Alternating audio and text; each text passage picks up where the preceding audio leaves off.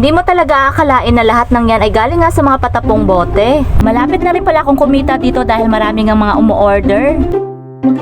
Gamit muli ang mga bote ng alak ay nakagawa naman ako ngayon ng flower base. Napakalaki talaga na pakinabang ng mga patapong bote. Dahil bukod nga sa nakagawa ako ng mga bottle condiments ay nakagawa naman ako ngayon ng flower base. At alam ko na marami pa akong matutuklasan na pwedeng paggamitan nito. Eto na nga't pinapainit ko itong ating ring cutter para masimulan na natin ang pagpuputol ng mga bote.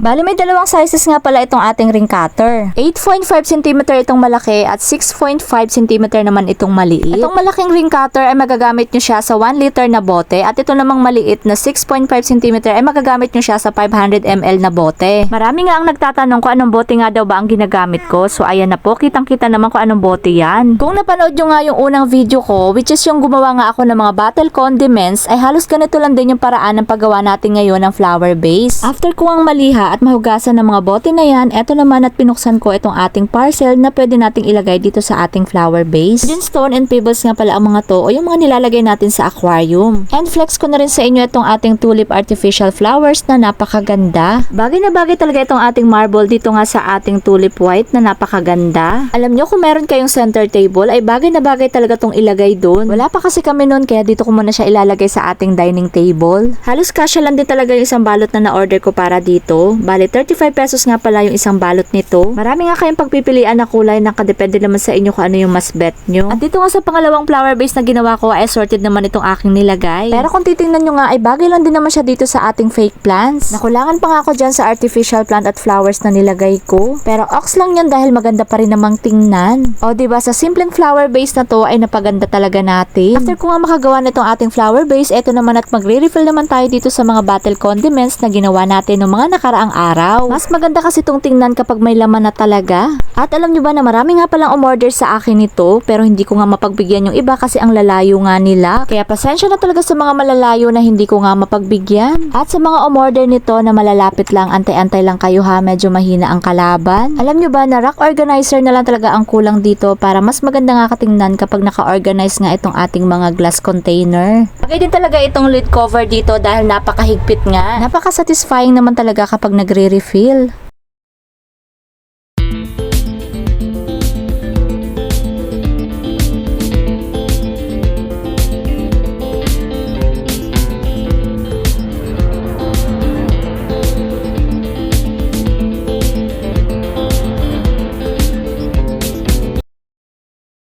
Finally, sa mga ilang araw natin pag-aantay, nalagyan na talaga natin to ng mga laman. So ayan, natapos na nga nating malagyan lahat. Kaya nga eto nga't nilagay ko na nga dito isa-isa. Sana sunay makagawa tayo ng rack organizer para nga dito sa ating mga glass container.